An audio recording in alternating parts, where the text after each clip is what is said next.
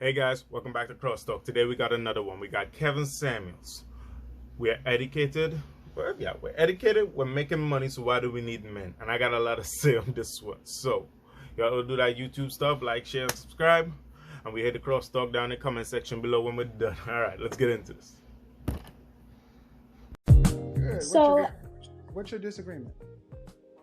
my disagreement is just basically about the fact that Black women shouldn't have to feel obligated to smile to Black men. We're holding a lot of trauma. We're holding a lot of problems, mental health issues. Hold on. How old are you? 24. I'm gonna say this one more time. I need you to pay attention. I need all Black women to pay attention. The world does not owe you understanding or me understanding. If you have all this trauma, go seek professional help, because the rest of us do not have to suffer you. Okay, it's easy to tell Black women and Black people Do you not in the Black community to get help. Whose responsibility is it to get the help they need? But it's not available readily to our community. That is that bullshit. easily. With the wealth gap growing, how many whose people can responsibility is it to get the mental health they need? Who? It is ultimately the responsibility of us to get the mental health that we need. But I'm letting you know that we are very underserved. And there you can see it. Even though she's this well-educated person that knows better, you can tell from her tone she knows that it's the individual's responsibility to see about their own issues. She still wants to blame the system, and there's this type of thinking that keeps us Black people back, and this is what I have a problem with, because whether or not the system puts something in place there for you to use or they don't, it's still the responsibility of the people to do something, to engage, to be actively part of it. And if no one has that mentality to do it, it's not going to happen. So first you need the people to start the movement. Secondly, as they like to just tailbar certain things, everyone likes to pretend that there's no Black person that have the capacity to pick up themselves and just go to counseling, go to some kind of therapy. Not every Black person is scrumming for any little bit of change. Yet still they'll call everybody else racist, but they'll treat our race like we can't do nothing for ourselves. We can. And it's really annoying. Okay? As educated as she's claiming herself to be and all that kind of stuff, is she saying that she will never be able to go and afford therapy on her own? No. But even the well-educated ones are not doing it. And that is the point of this show. To show that yes, there are people who are stepping out of the poverty line and still not taking up any kind of personal responsibility, any kind of therapy, yet still want to play the victim card. It's always the victim card, and that is the larger point at hand here, people. All right, let's get into this. Let's finish this off. Let's get the rest of this. You can't make this stuff up. So you say we're underserved. You got to tell me that the therapists that already exist are overloaded. We don't go get help, ma'am. You just had a therapist on here before. I talked to psychiatrists, and first of all, understand who you're talking to. I know hundreds of, anyway. What do Black people tend to deal with? How do Black women tend to deal with their mental health issues? With a licensed clinician or with Jesus? That is what's pushed to us since from the age of we are little. No, ma'am. That's I asked who. Let's see. I asked who they see. We're not gonna play. I'm not gonna play the lily pad game. Did they go to a clinician or did they go to the church? The church most often. All right, and these are educated. Most of these women are educated, and they've heard about therapy. They make the choice not to go. And there she goes again, trying to brush off everything. This is what was pushed to them as a child. These are grown adults. At some point, you have to move past your childhood training and move into your own line of thinking. Okay, at some point, you are steering the ship. Okay, you are the master of your life, if you want to put it like that. So at some point, you have to assume the responsibility. So therefore, you cannot just be blaming off things left and right. I'm a Christian myself. Yes, there are a lot of answers you can get from the church, but even if you go through it precisely, and you can use the Bible and God for help, you also do need to talk to somebody sometimes. Sometimes your body and your mind needs something, needs that kind of communication. Now, it'd be nice if the church had it, but if the church didn't, that particular church didn't provide it, you don't just say, to heck with it. So therefore, you cannot just brush past it as she's trying. Okay, you have to deal with the issue. All right, and even before, a little bit earlier, she's still trying to brush it off like it's just how things are. No, a lot of these people have vices. They have vices. They either like to party, they like to drink, they like to smoke, they like to just spend frivolous things, buy a lot of food. I know I'd be guilty of that one, right? And they take that same money and spend it on their vices, on those frivolous things. They do not take their money and spend it on their health. So therefore, you cannot just blame everything else. The individual also plays a part in this, and the individual also has to take some of the blame.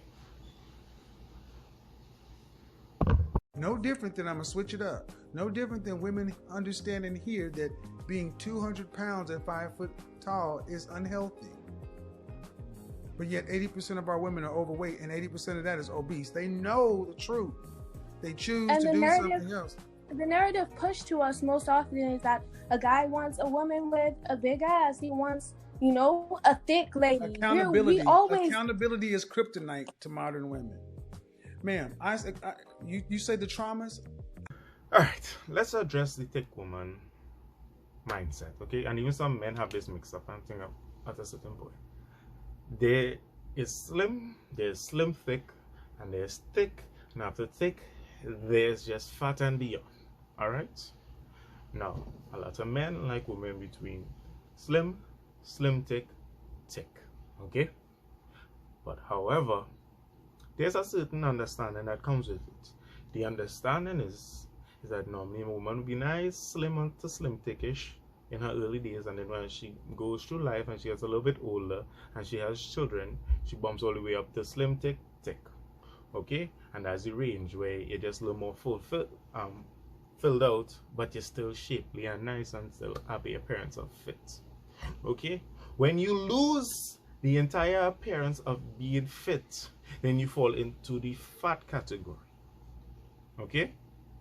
And that there you fall into the eyesight of less men, because not much people that are attracted to just any old shape, okay? There's particular types of shapes where you could see a figure, whichever figure that person might prefer, but at least where you'll still be able to see it.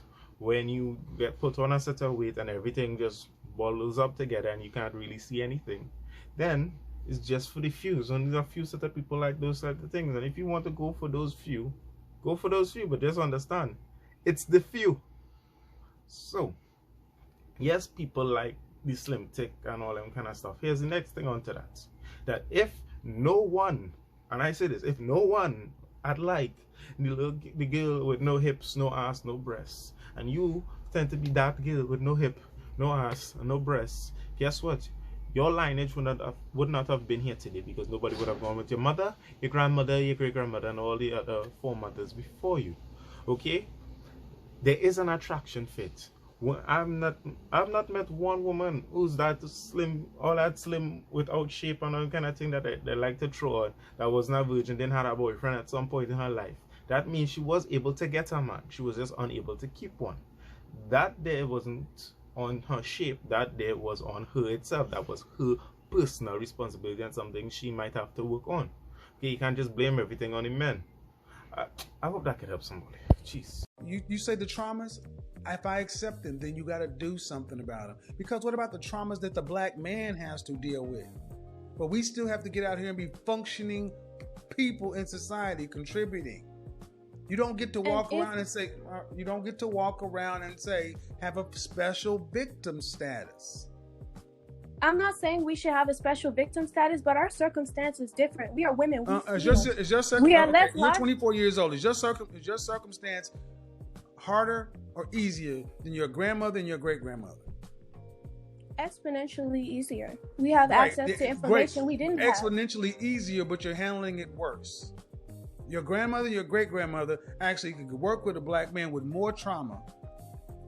Because they understood that the black woman and the black man are on the same side. Now that we are all free and independent and we could do whatever we want to, why would we seek to, be one with the black man? We even think that being... Thank you. Clip it, slice it, put it on World Star. She said it, not me. Now that you're independent, you don't need to be with... There you go. There you go. And there you go, black man. There it is. She's finally got one to say it. Build businesses with us. Your grandmothers and your great-grandmothers had more trauma and more stress and did it better. They have exponentially less and they're handling it worse. But it's because they're free and can do what the hell they want to. They'll need to be with you. So you don't need to feel any guilt for taking care of you, for putting yourself first and making your passion, your purpose, your priority. You don't need to feel guilty because this 24-year-old woman just said it. They don't feel any guilt about it. Thank you. So don't ask black men to care about your traumas when you can't even smile at us. 'Cause I'm addicted to the good life. Yeah. All right, I'm going to try to hit this from a different angle. Okay, you don't need us men. Well, go ahead, understand this. We understand and respect that. But know this as well. Men don't go anywhere that we don't feel needed. So therefore, if you do not need us, we would leave you be because it is unnecessary for us to be there. All right, there's no point in it. On top of that, you want to be the leader, you want to be in charge, you want to be all important. Well, I'm going to watch you as if you were a dude. Right? You're just like a business partner. Maybe because you have the body of the female and you're born one, right? And you still have those kind of traits. I might sleep with you, but understand that's the most it would ever be. Just a quick hit and go, and then back to business as usual, because it didn't take not much from me. Okay? But all them other stuff, yeah, we'll just disregard you and all the kind of stuff because you already show that you don't need us. The traits that you're showing is of qualities that we don't necessarily value. So therefore, just go about our life and find something that more fits to what I'm looking for in life and wish you all the best, honey. And that's as simply as how men would watch it, take it, and then deliver it right back to you. No hard feelings. All right.